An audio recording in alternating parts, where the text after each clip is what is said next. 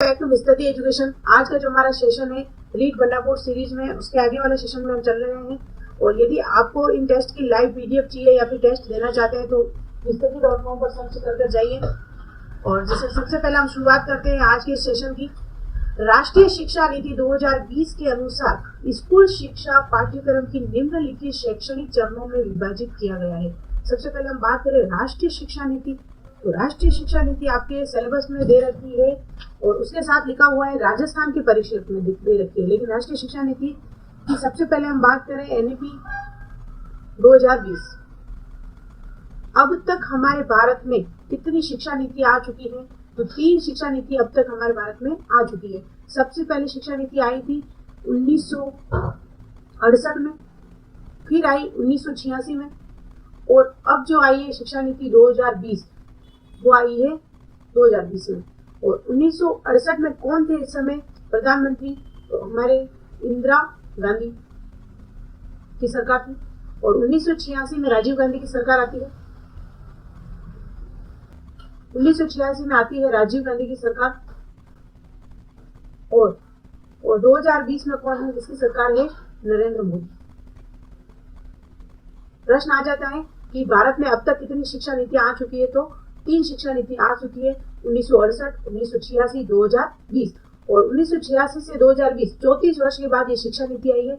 और क्या क्या ये बदलाव लेके आई है? इससे पहले हम देखेंगे कि जो 2020 है ये किस समिति की सिफारिश पर आई है। तो आपको एक नाम ध्यान में रखना है, कस्तूरी रंगन समिति। कौन सा नाम?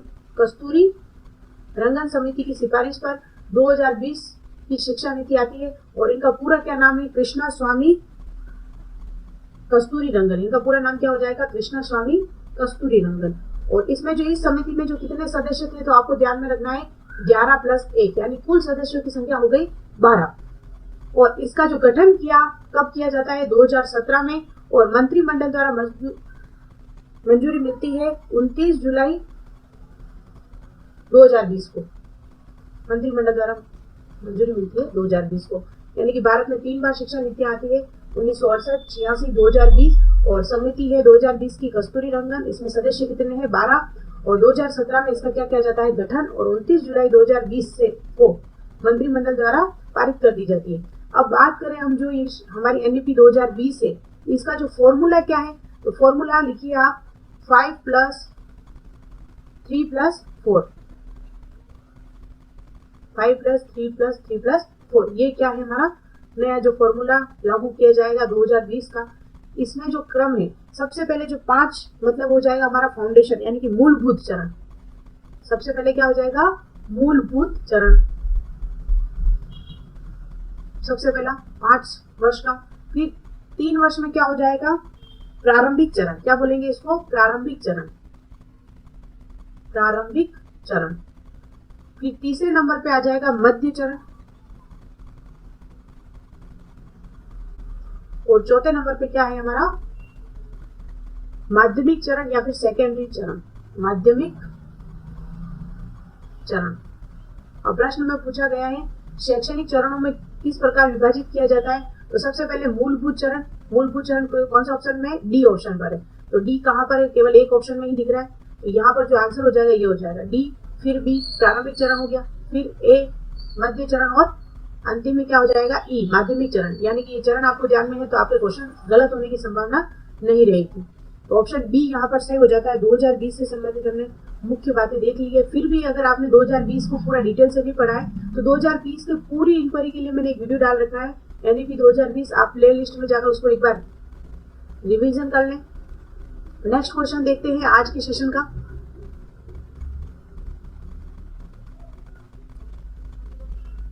एनईपी 2020 के अनुसार कक्षा 10 व 12 की बोर्ड परीक्षाएं जारी नहीं रहेगी। ये स्टेटमेंट दे दिया और पूछ लिया गया है कि यह सत्य है या फिर असत्य कथन है। तो एनईपी 2020 के बारे में हम 2 बातें और देख लेते हैं कि प्रश्न की बनने की प्रकृति कौन कौन सी हो सकती है।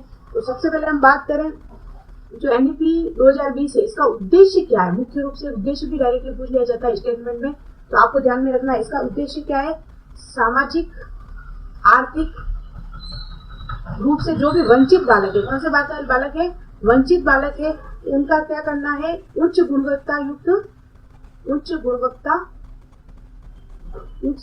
शिक्षा के अवसर देने। क्या करना है? शिक्षा के अवसर प्रदान करने। जो एनईपी 2020 का मुख्य उद्देश्य क्या है? सामाजिक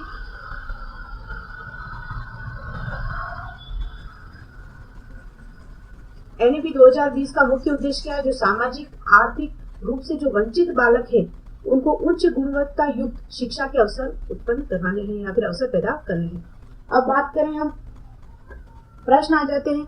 इसमें जो विशेष बातें हैं आप नोट करके लिखिए। जो भी वर्तमान में क्या चल रही है, हमारी आंगनबाड़ी चल रही है, उनको किसमें परिवर्तित करना है? नंदघर। जो वर्तमान में आंगनबाड़ियां चल रही है उनको किसमें परिवर्तित करना है? नंदघर में परिवर्तित करना है। और 5वीं क्लास तक प्रश्न पूछ लिया जाता है कौन सी कक्षा तक बच्चों को शिक्षा 2020 के अनुसार मातृभाषा या स्थानीय भाषा में देना है। तो आपको ध्यान में रखना है 5वीं कक्षा तक जो भी शिक्षा दी जाएगी या तो उनको उनकी मातृभाषा में दी जाएगी या फिर वहां पर जो स्थानीय भाषा है जो बच्चा ज्यादा से ज्यादा समझ सके उस भाषा में क्या दी जाएगी? शिक्षा दी जाएगी। और आपको ध्यान में रखना है कक्षा 6 वो प्रश्न पूछ लिया गया था पिछली बार कि कौन सी कक्षा से व्यावसायिक शिक्षा देने के प्रदान किए जाएंगे एनईपी 2020 में। तो 6ठी क्लास से ही क्या दी जाएगी? व्यावसायिक शिक्षा के अवसर दिए जाएंगे, व्यावसायिक शिक्षा। और आपको ध्यान में रखना है कक्षा 9 के बाद ही क्या करेगा बालक? विषय का चयन कर सकता है। जैसे हम 10th क्लास में कॉमर्स लेना है, आर्ट्स लेना है, क्या लेना है, उसका पूरा चयन करने की स्वतंत्रता हमें 10वीं के बाद होती है। लेकिन एनईपी 2020 में 9वीं क्लास से ही आप क्या कर सकते हैं? विषय का क्या कर सकते हैं? चयन कर सकते हैं। और कक्षा 10 और 11 में क्या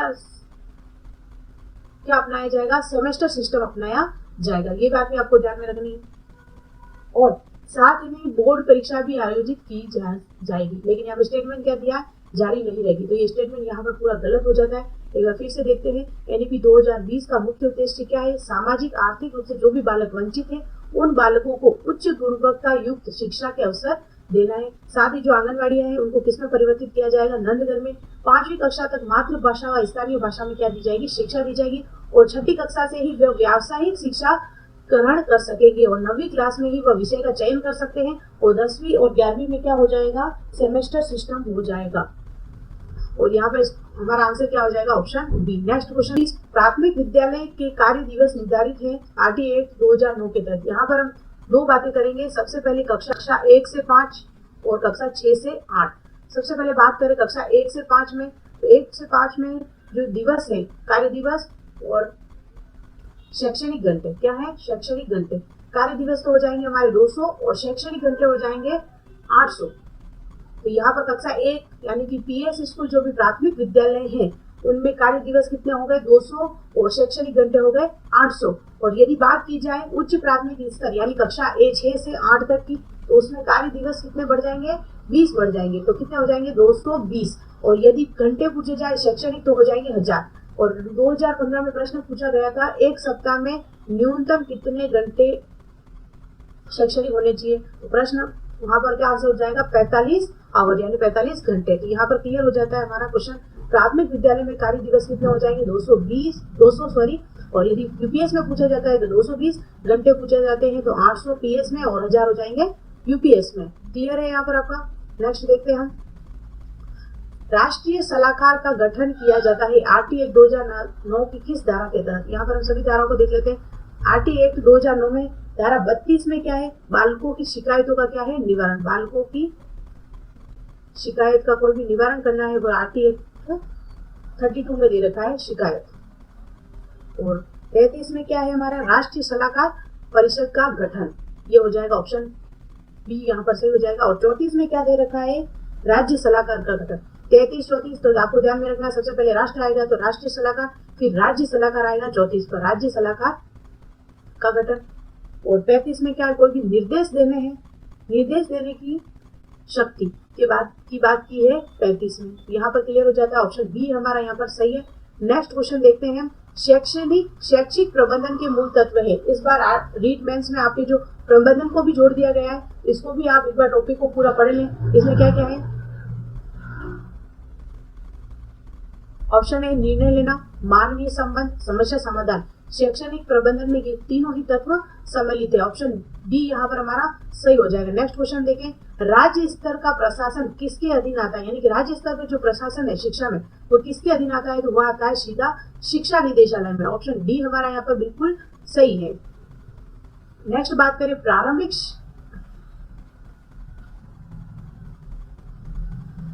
नेक्स्ट क्वेश्चन की बात करें, प्रारंभिक शिक्षा विभाग में पंचायत स्तर पर होता है। तो पंचायत स्तर पर क्या होता है, इसके बारे में हमने नेक्स्ट वीडियो में पूरी डिटेल से देखे थे। बीईओ क्या होता है, डीईओ क्या होता है। तो सबसे पहले हम यदि बात करें पंचायत स्तर पर कौन होता है, बीईओ। नेक्स्ट बात करें, राजस्थान में शिक्षा के संभाग कितने हैं, तो शिक्षा के संभाग आपको ध्यान में रखना है, शिक्षा के संभाग हैं पूरे 9। नेक्स्ट क्वेश्चन है, कस्तूरबा गांधी बालिका विद्यालय में किस वर्ग की बालिकाओं के प्रवेश की पात्र है। कस्तूरबा गांधी बालिका विद्यालय में अनुसूचित जाति, अनुसूचित जनजाति और पिछड़ा अल्पसंख्यक वर्ग या फिर उपयुक्त सभी, यानी कि इन सभी बालिकाओं के लिए क्या किया जाता है, व्यवस्था होती है कस्तूरबा गांधी बालिका विद्यालय में, जहां पर उनको शिक्षा के साथ रहना, खाना पीना सारी व्यवस्थाएं की जाती है। तो यहाँ पर जो आंसर हो जाएगा हमारा ऑप्शन नंबर डी हो जाएगा। नेक्स्ट बात करें हम, मुख्यमंत्री हमारी बेटी योजना में कक्षा 9 से 12 तक की राशि दी जाएगी। जो भी हमारी फ्लैगशिप योजना है उनसे संबंधित एक पूरा सेशन लेके आएंगे, उसमें पूरी योजनाओं से संबंधित सारी डिटेल देख लेंगे, जिससे आपके इससे संबंधित सारे टॉपिक क्लियर हो जाएंगे। तो मुख्यमंत्री हमारी बेटी योजना में 9 से 12 तक की जो राशि दी जाती है वह दी जाती है 2500 रुपए। नेक्स्ट बात करें, एमडीएम का विस्तार कक्षा 6 से 8 तक कब किया गया। एमडीएम मिड डे मील, अभी वर्तमान में एक आदेश और आया है, मिड डे मील में जो दूध दिया जा रहा था वो पहले दिया जा रहा था मंगलवार और शुक्रवार को, लेकिन कल ही आदेश आया जिसमें मंगलवार की जगह क्या दिया, कब दिया जाएगा दूध, बुधवार को दिया जाएगा।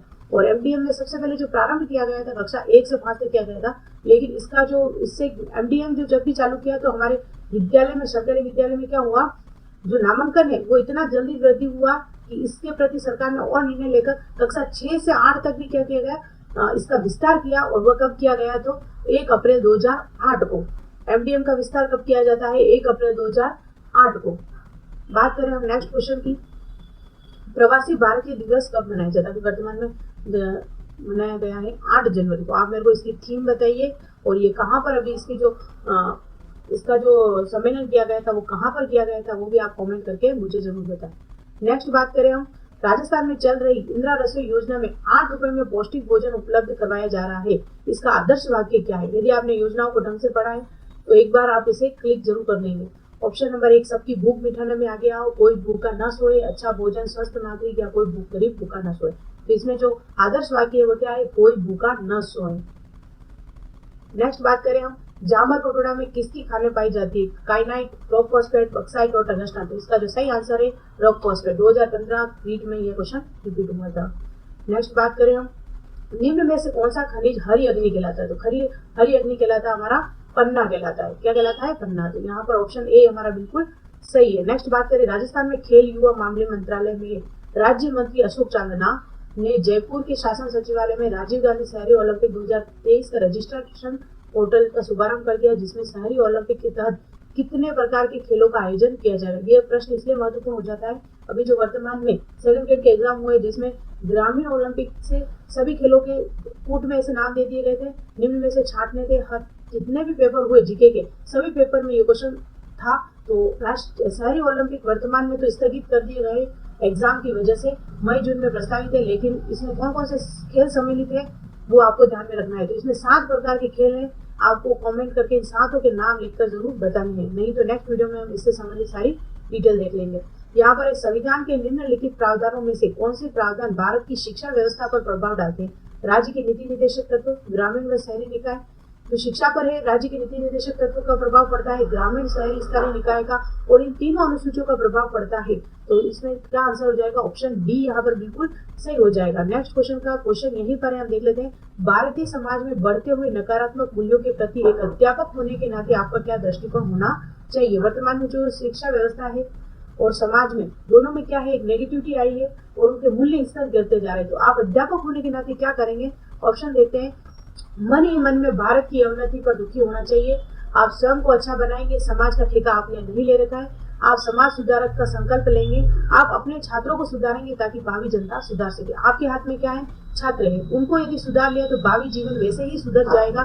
तो आप क्या करेंगे, ऑप्शन बी के साथ जाएंगे और ऑप्शन डी यहाँ पर बिल्कुल करेक्ट है। नेक्स्ट क्वेश्चन है, सूक्ष्म शिक्षण का उद्देश्य छात्र अध्यापकों के मध्य शिक्षण कौशल विकास करना है। यह कथन है, कुछ नहीं कहा जा सकता, आंशिक सत्य, सत्य या फिर असत्य। तो इसमें जो सूक्ष्म शिक्षण है उससे क्या होता है, जो भी शिक्षक होते हैं उसके शिक्षण कौशल का विकास किया जाता है। ये बिल्कुल सही बात है। यहाँ पर हम बात करें सूक्ष्म शिक्षण की, जो प्रारंभ होता है वो 1961 में होता है, लेकिन इसका नामकरण दिया जाता है 1963 में। और किसके द्वारा दिया जाता है, एलन के द्वारा। और यहाँ पर जो चरण है उसको भी हम देख लेते हैं। सबसे पहले क्या की जाती है, पाठ योजना प्रस्तुत की जाती है और पाठ योजना के बाद फिर किया जाता है शिक्षण करवाया जाता है। शिक्षण करने के बाद एक अध्यापक द्वारा की जाती है प्रतिपुष्टि, और प्रतिपुष्टि करने के बाद जो भी समस्या आती है उसके बाद पुनः पाठ योजना का क्या जाता है, निर्माण, और उसके बाद पुनः शिक्षण, और पुनः शिक्षण के बाद की जाती है पुनः प्रतिपुष्टि। यानी इस पूरे क्रम में क्या है, अध्यापक अपने विभिन्न प्रकार के कौशल को डेवलप करता है। यही चक्रीय व्यवस्था कहलाती है सूक्ष्म शिक्षण की। और 36 मिनट के अंदर ये शिक्षण कार्य होता है। नेक्स्ट बात करें हम 10+2+3 शिक्षा योजना की संस्तुति की गई है। तो एनईपी की जो हमारा 2020 का फॉर्मूला क्या है, इसका है 5+3+3+4। बार बार रिपीट कीजिए, याद जरूर हो जाएगा। और 10+2+3 किसका है, राष्ट्रीय शिक्षा नीति 1986 का है। नेक्स्ट बात करें आरटी एक्ट 2009 में पाठ्यक्रम से संबंधित अध्याय कौन सा है। यहाँ पर हम एक बार सारे अध्याय को देख लेते हैं। कितने तो आरटी एक्ट में अध्याय है, 7 अध्याय है, धारा है 1 से लगाकर 38 तक। इसके कीवर्ड आपको ध्यान में रखना है। सबसे पहला अध्याय संबंधित है प्रारंभिक लिखा होगा, तो आप मान के चलिए वो प्रारंभिक मतलब पहला अध्याय। फिर दूसरा आता है हमारे अधिकार, अधिकार लिखे हुए हैं। फिर आते हैं हमारे कर्तव्य तीसरे अध्याय में। चौथे में आ जाते हैं हमारे उत्तरदायित्व, क्या क्या है, उत्तरदायित्व। और 5वें में आ जाता है हमारा पाठ्यक्रम। और 6ठे में आ जाते हैं हमारा संरक्षण। और 7वां अंतिम हो जाता है प्रकीर्ति। ये सारे कीवर्ड है, आप एक बार क्लिक करके दिमाग में, तो प्रश्न गलत नहीं होगा। प्रारंभिक में कौन कौन सी धाराएं सम्मिलित है, तो धारा 1 से 2 प्रारंभिक हो गई, 3 से 5 हो गया अधिकार हो गए, और 6 से 11 हो गए हमारे कर्तव्य, और 12 से लगाकर 28 हो गए उत्तरदायित्व, और 29-30 क्या हो गया पाठ्यक्रम, और 31 से लगाकर 34 संरक्षण आएगा, और 35 से लगाकर 38 तक हो जाएगा हमारा प्रकीर्ति। तो आप इन सब कीवर्ड को ध्यान में रखें। पहला प्रारंभिक, दूसरा अधिकार, कर्तव्य, उत्तरदायित्व, पाठ्यक्रम, संरक्षण और प्रकीर्ति। तो इसमें क्या पूछा गया, पाठ्यक्रम से संबंधित हो अध्याय 5 डायरेक्टली क्लिक हो जाएगा। जो सरल का सा प्रश्न है वो आपका गलत नहीं होना चाहिए एग्जाम में। प्रसिद्ध 84 खंभों की छतरी कहाँ स्थित है। तो यहाँ पर हम एक बार देख लेते हैं। 84 खंभों से संबंधित प्रश्न निश्चित तौर पर एग्जाम में आता है। तो सबसे पहले बात करें कितने, बहुत सारे कंफ्यूज होते हैं। तो एक तो होती है 8 खंभों की छतरियां 2 जगह पर है। तो कहाँ पर है, सबसे पहले तो आपको ध्यान में रखना है 8 खंभों की छतरी है सबसे पहली उदयपुर में। उदयपुर में भी कहाँ, बारडोली, उदयपुर में। और ये किसके लिए बनाई गई है, तो महाराणा प्रताप से संबंधित है, महाराणा प्रताप। और किसने बनवाई है, तो अमर सिंह प्रथम ने बनाई है। और 8 खंभों की दूसरी छतरी कहाँ पर स्थित है, तो मांडलगढ़ भीलवाड़ा में। और ये किससे संबंधित है, आपको ध्यान में रखना है, यहाँ पर है सांगा से संबंधित है। किससे संबंधित है, सांगा से। और ये किसने बनवाई है, तो आपको ध्यान में रखना है जगनेर भरतपुर का जो शासक है कौन है, अशोक परमार द्वारा बनाई गई है, अशोक परमार। यहाँ पर दोनों छतरी आपकी क्लियर हो जाती है। 8 खंभों की छतरी 2 जगह है, उदयपुर बारडोली और मांडलगढ़ भीलवाड़ा में। जो उदयपुर में है वो महाराणा प्रताप से संबंधित है, और किसने बनाई है, अमर सिंह प्रथम ने। और यहाँ पर अशोक परमार जो कि जगनेर भरतपुर का शासक है। अब बात करें 12 खंभों की छतरी भी है।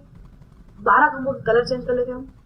12 खंभों की छतरी कहाँ पर है, तो 12 खंभों की छतरी है हमारी कुंभलगढ़ दुर्ग में। कहाँ पर है, कुंभलगढ़ दुर्ग। और ये किससे संबंधित है, तो आपको ध्यान में रखना है पृथ्वीराज सिसोदिया। और ये कौन सा राजकुमार है जिसे कहा जाता था उड़ना राजकुमार। कुंभलगढ़ दुर्ग का में बनाई है 12 खंभों की छतरी किससे संबंधित है, पृथ्वीराज सिसोदिया। और ये वही राजकुमार है जिसे कहा जाता था उड़ना। एक बात करें 16 खंभों की छतरी, ये कहाँ पर है, नागौर दुर्ग में, नागौर दुर्ग में है। और किससे संबंधित है, तो अमर सिंह राठौड़। एक 20 खंभों की छतरी भी है और वो कहाँ पर है? जोधपुर। और ये किससे संबंधित है? सिंघियों से संबंधित, सिंघियों से संबंधित है। अब एक छतरी और है 32 खंभों की, जो इस पर आप मोस्ट इंपोर्टेंट लगा के लिख दीजिए, 32 खंभों की छतरी। और ये कहाँ पर है? ये है हमारे रणथंभौर दुर्ग में। और रणथंभौर दुर्ग कहाँ पर है? सवाई माधोपुर। कहाँ पर है? सवाई माधोपुर में। और किससे संबंधित है? तो हमीरदेव चौहान, हमीरदेव चौहान। माना जाता है कि हमीरदेव चौहान जब भी न्याय करते थे इस 32 खंभों की छतरी पर बैठ के किया करते थे, इसीलिए जो 32 खंभों की छतरी है ये न्याय की छतरी भी कहलाती है। इसके साथ हम बात करें, एक 80 खंभों की छतरी है, वह कहाँ पर है? अलवर में। कहाँ पर है? अलवर में। और ये किससे संबंधित है? तो मूसी रानी। और मूसी रानी कौन है? आपको ध्यान में रखना है, मूसी रानी है बख्तावर सिंह की क्या है? पासवान है। और हुआ यूं था, जब बख्तावर सिंह की जो मृत्यु हुई थी उस पर मूसी रानी क्या हुई थी? सती हुई थी। इसी उपलक्ष्य में विजय सिंह, किसने बनाई है? यह 80 खंभों की विजय सिंह ने बनाई। और जो प्रश्न है हमारा 84 खंभों की छतरी, वह कहाँ पर है? बूंदी में। कहाँ पर है? बूंदी में। किसने बनवाई है? राव अनिरुद्ध सिंह। किसके लिए बनाई? दाबाई देवा के लिए। और यहाँ पर एक मोस्ट इंपोर्टेंट बात छूट गई है कि जो 80 खंभों, यहाँ पर एक मोस्ट इंपोर्टेंट बात आप नोट करके लिखिए। यहाँ पर जो हमीरदेव की याद में जो त्रिमंजिल बन, यहाँ पर एक मोस्ट इंपोर्टेंट करके लिखिए, जो 32 खंभों की छतरी है वह कितने मंजिल है? तो ये 2 मंजिल है। और इस 2 मंजिल पर जो चित्र बने हुए हैं, भित्ति चित्र, वो किससे संबंधित है? रामायण और महाभारत से। रामायण और महाभारत से। और यहाँ पर जो 84 खंभों की छतरी है ये कितने मंजिल है? 3 मंजिल है। और इस मंजिल पर पशु पक्षी से संबंधित क्या बने हुए हैं? चित्र बने हुए हैं। एक बार हम छतरी से संबंधित पूरा डिटेल से वापस देखते हैं। 8 खंभों की छतरियां कहाँ कहाँ पर है? एक तो है बारडोली उदयपुर में, जो किससे संबंधित है? महाराणा प्रताप से। और किसने बनवाई है? अमर सिंह ने बनवाई है। और एक 8 खंभों की कहाँ है? मांडलगढ़ भीलवाड़ा।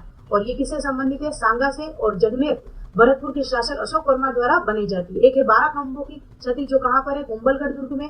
और ये किससे संबंधित है? पृथ्वीराज सिसोदिया, जिसे कहा जाता था उड़ना राजकुमार। 16 खंभों की छतरी नागौर दुर्ग में अमर सिंह राठौड़ से संबंधित है। 20 खंभों की छतरी कहाँ पर है? जोधपुर, ये की सिंघियों से संबंधित है। और 32 खंभों की छतरी कहाँ पर है? रणथंभौर दुर्ग में। सवाई माधोपुर में। किससे संबंधित है? हमीरदेव चौहान, जिस पर बैठकर न्याय किया करते थे, इसलिए इसे न्याय की छतरी भी कहते हैं। और ये कितने मंजिल है? तो 2 मंजिल है, जिस पर रामायण और महाभारत के क्या लिखे हुए हैं? भित्ति चित्र। एक है 80 खंभों की छतरी, वो कहाँ पर है? अलवर। और ये किससे संबंधित है? मूसी रानी। और मूसी रानी कौन है? बख्तावर सिंह की कम थी, पासवान थी। और इन्होंने बख्तावर सिंह की मृत्यु पर क्या किया था? सती हुई थी, इसलिए विजय सिंह ने यहाँ पर क्या बनवाई? छतरी बनाई। कितने खंभों की? 80। फिर बात करें 84 खंभों की, वह है कहाँ पर? बूंदी में। और ये किसने बनवाई है? राव अनिरुद्ध ने दाबाई देवी के स्मृति में। और ये 3 मंजिला है। और यहाँ पर पशु पक्षी के चित्र बने हुए हैं। प्रश्न पूछा गया है 84 खंभों की छतरी कहाँ है? तो बूंदी में। आप एक बार इसका स्क्रीनशॉट ले लें या फिर एक बार आप इसे उतार लें, ताकि कंफ्यूज ना हो खंभों की छतरियों में, क्योंकि निश्चित तौर पर कंफ्यूजन वाले क्वेश्चन निश्चित ही कंफ्यूज जहाँ पे होता है बालक, एग्जामिनर वहां से क्वेश्चन जरूर देता है। नेक्स्ट बात करें, निम्नलिखित में से कौन सा पाठ योजना के 5 प्रति-उपक्रम के प्रवर्तक माने जाते हैं? तो इसमें जो आंसर हो जाएगा फ्रेडरिक हर्बर्ट। इसका जो पाठ योजना से संबंधित पूरा वीडियो डाल रखा है, जिसमें आपको फ्रेडरिक हर्बर्ट, स्पेंसर दोनों में जो कंफ्यूजन वाली बात थी वो वहां पर क्लियर की हुई है। यदि आपने नहीं देखा तो उससे जाकर एक बार जरूर देखें।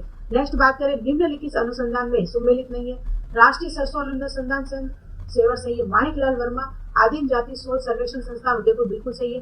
राष्ट्रीय ऊंट अनुसंधान केंद्र जोधपुर, ये यहाँ पर गलत है। अखिल भारतीय खजूर अनुसंधान केंद्र बीकानेर बिल्कुल सही है। आप कमेंट करके बताइए राष्ट्रीय ऊंट अनुसंधान केंद्र कहाँ पर स्थित है।